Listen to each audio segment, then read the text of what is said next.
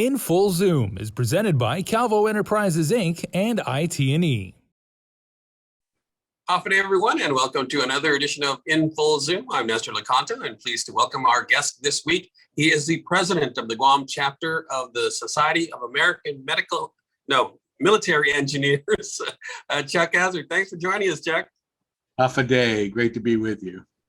We're here to talk about the upcoming Guam Industry Forum, an annual event hosted by SAME. But first of all, for those who might not be familiar, tell us a little bit about your organization, what it's all about, who can join, and what your mission is.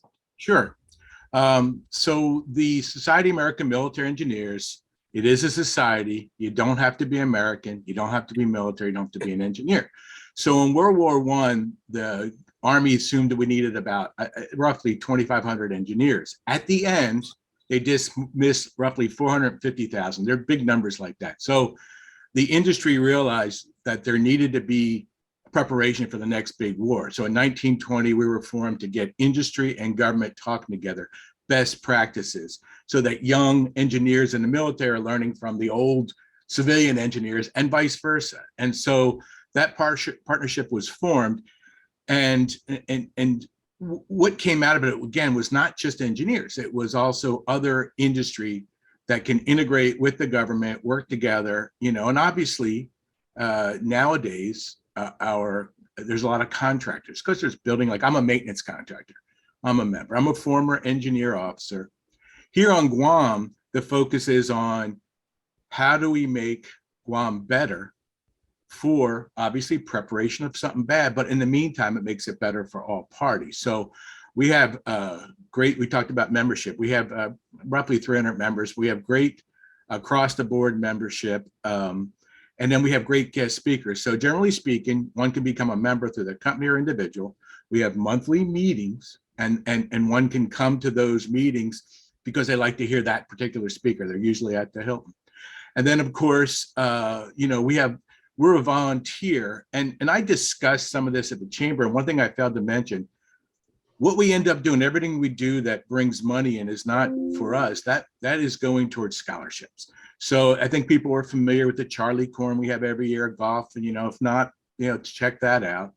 It's going to be tied with this forum. The last time we did this forum, I want to say, is 3 years ago, and the key part of it is that all the money, there's great collaboration. So if you're doing business in Guam or anywhere, frankly, in the Pacific, going to come and learn what's going on, we're going to have government folks, we're going to have, military folks, et cetera, but also other industry leaders. But the key thing is that that's great collaboration. You learn a lot, you make your business better, you make Guam better, you make the United States better. But at the same time, all that money that comes in helps bring up that next group. All right, so let's talk now about the upcoming industry forum, which is next month, I believe. Tell us about that, because I've got a copy of your agenda that's quite extensive. Yes, sir. It's very aggressive. So it's November 14th and 15th is the actual forum, and then the 16th is that golf tournament and a tour that I mentioned earlier. So during the forum, there are individual speakers that will let us know what is the future, particularly geared towards the military, but also infrastructure, et cetera. As I mentioned, we'll have government partners, Congress, local governor, CNMI, individuals that will come from, we're part of Indo-PACOM. So from the military's combat and command, we'll have folks from there. We'll have all the branches basically also there discussing, and then there'll be panels where you have a lot of the compliance folks who will, we'll talk about the port and transportation and logistics. We'll talk about how do you do business in Guam, and going through all the permitting and things like that. So this will be a very educational opportunity for a lot of folks to do business in Guam. In Full Zoom is presented by Calvo Enterprises, Inc. and IT&E. GU Self-Storage, conveniently located near the Harmon McDonald's. We offer affordable rates, online payments, and auto bill pay for your convenience. Plus gate access daily from 6 a.m. to 9 p.m. Call us today at 648-7867 for more information. In Full Zoom is presented by Calvo Enterprises, Inc. and IT&E. You were at the chamber meeting when the admiral spoke, and he mentioned and got a lot of good feedback about the 1.2 billion to $2 billion that the military will be spending on Guam and in the region over the next 7 years. Talk a little bit more about that. Yeah, so, when we had gotten a quote from Indo-PACOM that gave a little different number, but, things change. And so I was in attendance. I actually spoke about this forum at the chamber. And I had my little pen out when the admiral said, just like you said, 1.22 billion a year over 7 years. And we also know that, okay, I'm not a construction contractor. What do I care? Well, what does that also do? Heck, if I'm a candy maker, I got a bunch of folks coming in might want some of my candy. You get my, little metaphor there. So it is going to bring people and infrastructure and things, to Guam. Obviously increases the tax base, et cetera. But this will give an idea of what's coming down the pike, so what they can be ready for. And as the admiral mentioned, as Camp Blas increases, and that's not the only construction, as y'all know, as it increases, there become jobs for individuals, there become availabilities for small businesses to, do some work inside the base. Yeah, as a matter of fact, he was sure to point out that once the construction's over, doesn't necessarily mean the spending is over. There's all these auxiliary businesses, such as yours, the maintenance. You're in the maintenance business, that will be able to benefit from, contracts, ongoing contracts with the military for the upkeep and maintenance of those facilities. Correct? Correct. And so, like, our company was formed, I want to say 14, 15 years ago, to do this work on Guam. It's for Navy, big Navy, Anderson, and a lot of the ancillary. But it was formed out of the government saying, hey, let's let contractors do it. So there was a predecessor contractor who started that, but that's the whole point. We've been doing maintenance here ever since. And this is pretty much, after my time in the Army, what I've been doing my adult life is taking care of stuff. Yeah.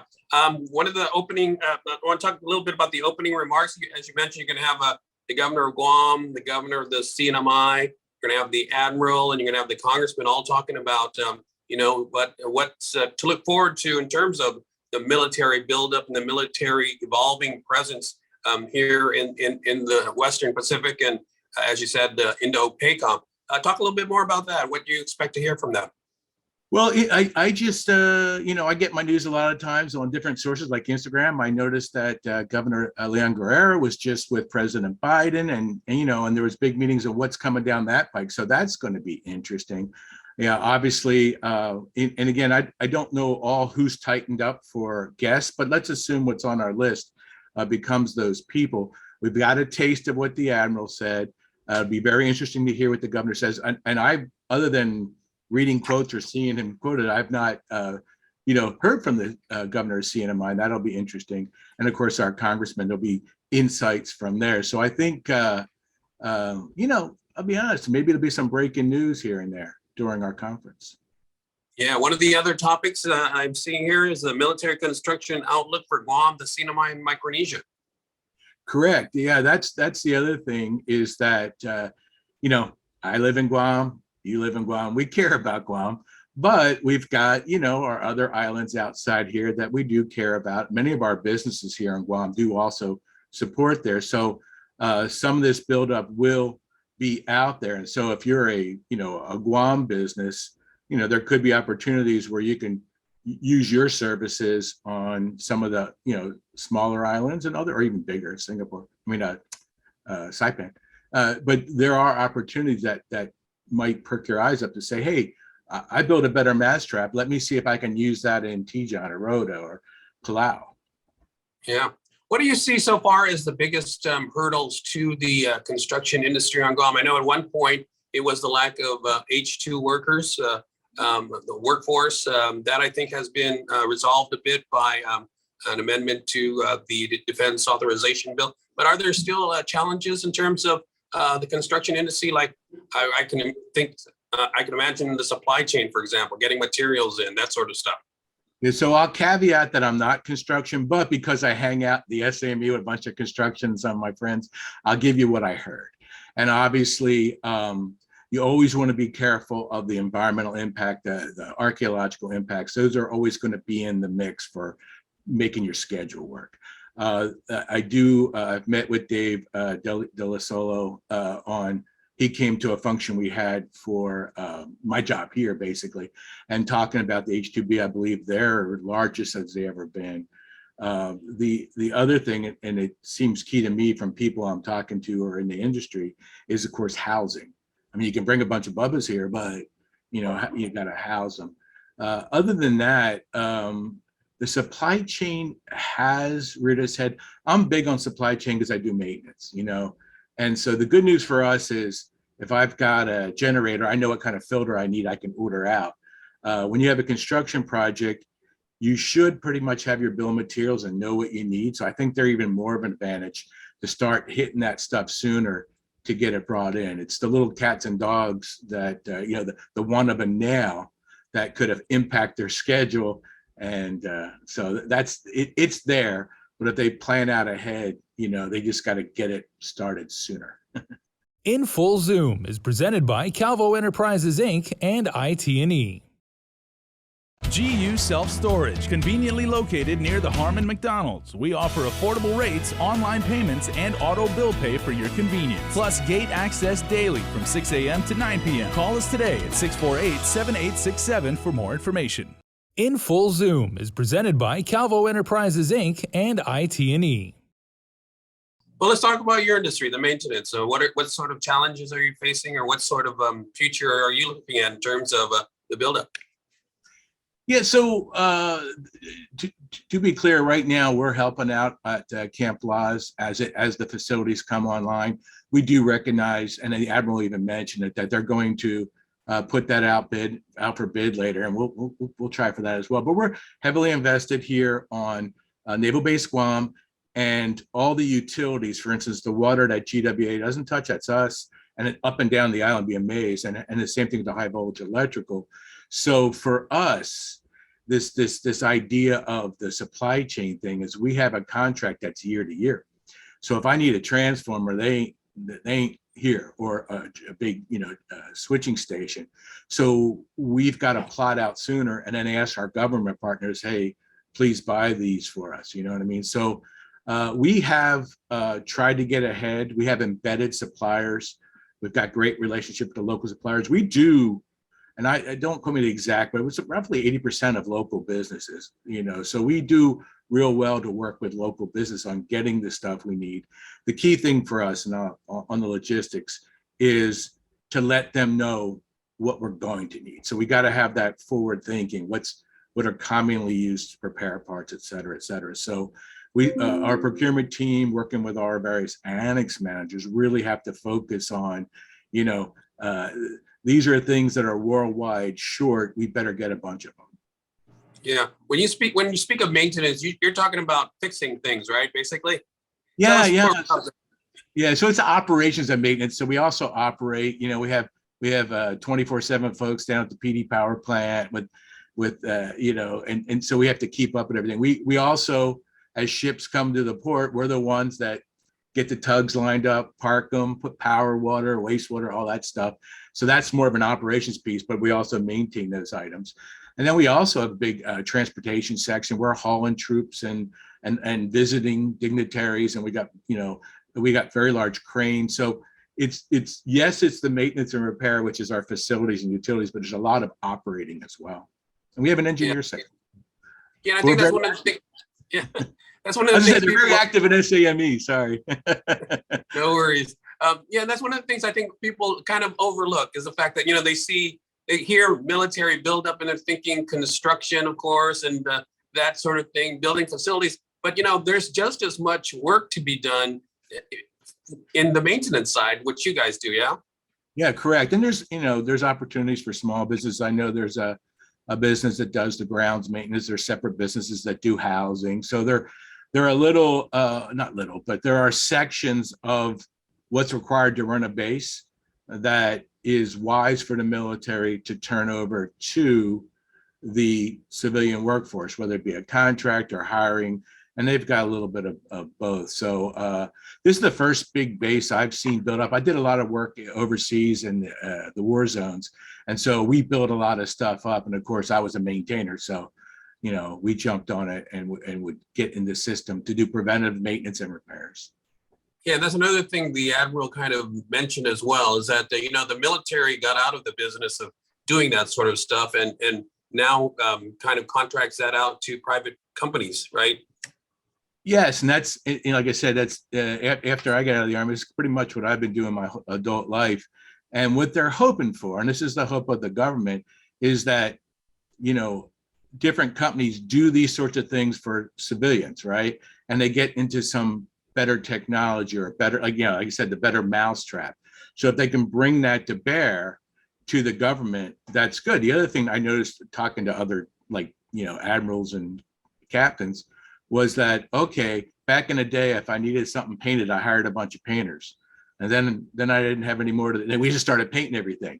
With a contractor, if they got that kind of short-term mission, they just say, I need this painted, everyone bids on it, and they get it painted, and then they go away. They don't have to worry about retirement and all that other stuff. They let the company worry about that. Yeah. Another thing I see here on your agenda is competitive proposal processes for Guam CNMI and Micronesia projects. Tell us a little bit about that. The idea there, of course, is to help companies, whether they're already in business with the government or those ones we'd love to come that aren't, to learn the nuances, both from, obviously federal government, how does CNMI do stuff, how do other islands, how does Guam, and then Guam has separate agencies, right? GPA, GWA, Port, they all have different ways that they receive proposals and assess those. So, it'd be good to know the nuance and what's it going to take to get your bid to win. Yeah. And another topic, doing business related to that, doing business and teaming on Guam. What's that about? Yeah, so there's a couple of things on that, how do you get through the traps of government? What are the shortcuts? I'm past. Wait, the government has traps? They have hurdles? Okay, I'm not trying to break news here. Okay, but you know what I'm saying? If you don't know how this works, it's like speaking a foreign language. You got to, figure out how to break through it. And the other thing is, and I learned this a lot because I don't think of us as a big company, but when I meet small businesses, we just had a great event at GCA where I got to meet a lot of businesses. Some I knew, some I didn't, but they don't know how to approach, one of the larger, whether it's a construction or other, and say, how can I be a part of it? And so this idea of teaming, here's a great opportunity at the forum to have your seat at the table, to meet the owners, leaders, et cetera, of these larger companies and say, hey, could I be useful to you by doing this and that? And you'd be surprised what comes out of that. It's networking. So it's not just the actual listening to the meetings, it's all the mixing later on, which will be beneficial to all parties, but the big and the small business, Yeah, there's also a panel discussion on ports of entry and logistics. Yeah, that's what I was mentioning, not just the Port Authority right around the corner from me, but also the airport. And then you've got industry leaders like Mattson. So you got the idea of, again, you talked about supply chain earlier. Well, you got it started, it's got to get here. And how do you get it through? I moved here 2 years ago, and of course, my household goods in my car, I dealt with the port right off the bat. But as DZ, we've had cranes deliver, we have gigantic deliveries, and how do you negotiate all that? How do you get through customs? That's important, and et cetera. So it will be helpful and beneficial to folks to know, what's changed since they last had stuff delivered, or if they haven't, what should they expect? In Full Zoom is presented by Calvo Enterprises Inc. and IT&E. GU Self-Storage, conveniently located near the Harmon McDonald's. We offer affordable rates, online payments, and auto bill pay for your convenience. Plus gate access daily from 6 a.m. to 9 p.m. Call us today at 648-7867 for more information. In Full Zoom is presented by Calvo Enterprises Inc. and IT&E. All right, and another panel discussion is educating and building a workforce on Guam.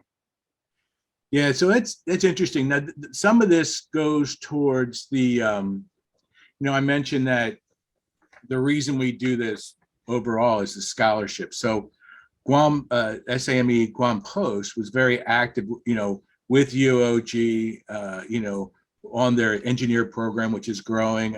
Us personally, we got to hire one of the first grads. We're very excited. We're trying to get very involved with the students, but it's also the workforce in general. So, I'm just looking here, some examples that we're doing now include, we do STEM camps to get the kids interested. We have young professionals to get folks. We do, like I said, the scholarships. And then NAVFAC has their own thing that we're going to support, but they're going to be doing a pumpkin drop. And this teaches kids how to design things. So there's a lot of, we have STEM camps, if I didn't mention, but there's a lot of interface there. So this is going to be bringing that together so that folks can kind of know where they fit in to help us, get that workforce, like you said, initially for construction, but later on for all the other opportunities that will come down the pike. All right. And talk about the commercial and public works construction projects. So this will be outside of, the big military buildup. There's other construction. And so what they're going to be talking about, and I think, I was just reading this morning from, I forget her first name, but it's Jody's mom from Remax talking about housing and median prices, but affordable housing is part of the infrastructure, et cetera. And then also on the outlying islands, of other things that can be built. So folks may be getting some breaking news then of what's coming down the pike, because obviously as folks are plotting and planning, they plot and planning in their little office and cell, and then they put it out to the public. So ideally, we should be hearing about some of these potential opportunities coming out. And so folks can start aligning themselves and saying, okay, I can contribute to that. I want to be a part of that. Yeah, I think you were probably talking about Liz Duenas over at Remax. She's Thank you, Liz. Yeah, Jody was my realtor, and it's her mom, and I forgot her first name. And I like eating at Mescla, which is the brother. So yeah. Right. And Liz has her own program here on KOM, and Jason is the host of that one. So I missed that. She's a very familiar face here on KOM. I may have heard and didn't realize it was her when I'm flipping around. So interesting. Yeah. Yeah. And finally, you guys got a window tour of key project sites. Okay, so the third day, the 16th, they're going to take folks who want to go on a bus tour. You're correct, in a window tour. They're not going to be stomping around the muddy construction, but they'll get to see construction sites from both the brownfield, greenfield to finished product, and get an idea of what's next and what's already been built. And then I would be remiss if I didn't mention, then they can come right over to the Charlie Corn golf tournament. It starts and have some fun. Yeah, the highlight of the whole.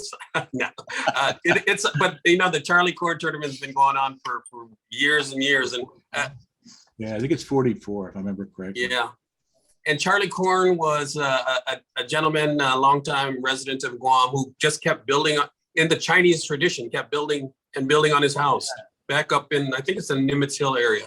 Yeah, and he just kept building businesses and really was good for Guam's commercial entities, no doubt. All right. Okay, Chuck. So we got a couple of minutes left. So I'm going to give you one last opportunity to make a pitch for the Guam Industry Forum 2022 hosted by SAME. Okay, I'm gonna go back one. Join SAME. Join us. It's a great organization. 2, come to a meeting. It costs money, but that money goes to scholarships. And then be a sponsor. We need a few more sponsors for this industry forum. There's a lot of benefits to it. You can look at our flyers, and we can show you, what are the benefits of for your company, and of course attend. It's highly attended in the past. The previous times we had it, and I think it'll be a great time for all. So join us. All right, that's Chuck Hazzard. He's the president of the Guam chapter of the Society of American Military Engineers. And you don't have to be an engineer to join, so do so. All right, and upcoming the Guam Industry Forum 2022 next month. For details, you can check their website. All right. Thanks for joining us. And thanks for your time, Thank you Chuck. very much. All right. I'm Nestor Licanto. Thanks for watching, everyone. We'll see you again next week on In Full Zoom.